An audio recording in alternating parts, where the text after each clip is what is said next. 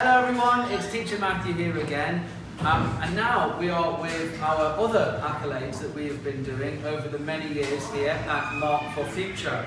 As you can see, once every semester we invite either a professional musician or artist to come and give a workshop here so the students can learn from first-hand world-class experience. So here are some of the pictures here. We've got female artists and rock artists and producers, all the like, and most recently we had the professional piano player coming in and performing for us and teaching our primary students exactly how to play some songs. It was absolutely fantastic and I learned a lot as well.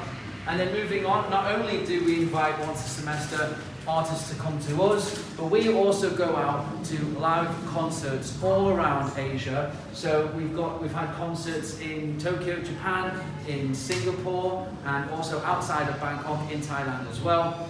And we'd also like to perform in the malls as well. Most recently, for Chinese New Year, we were performing in the mall at Central World, which was really fantastic, and that was a brilliant experience for them to gain real life hand experience out into the field. And it can be a little bit scary, but what an amazing life experience that is.